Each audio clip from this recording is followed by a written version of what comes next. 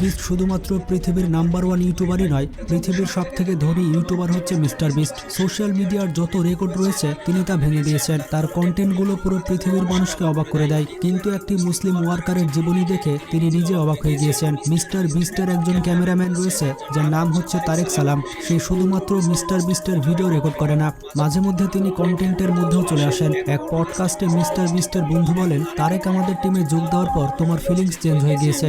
তখন mister beast বলেন, আমার ক্যামেরাম্যান তারেক ইসলাম নিয়ে একটু বেশি সিরিয়াস।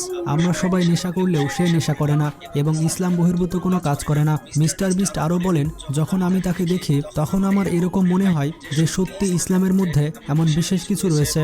বিস্টের টিমের একজন মেম্বার বলে, যখন আমরা কাজে সবসময় ব্যস্ত থাকি তখনও তারেক তার নামাজ মিস করে না, সে সবসময় 5 ওয়াক্ত নামাজ পড়ে। তো বুঝতেই পারলেন তারেককে দেখে মিস্টার বিস্ট ইসলাম ধর্মকে অনেক ভালোবেসে ফেলেছে। আসলে প্রত্যেকটি মুসলমানের এমনই হওয়া উচিত।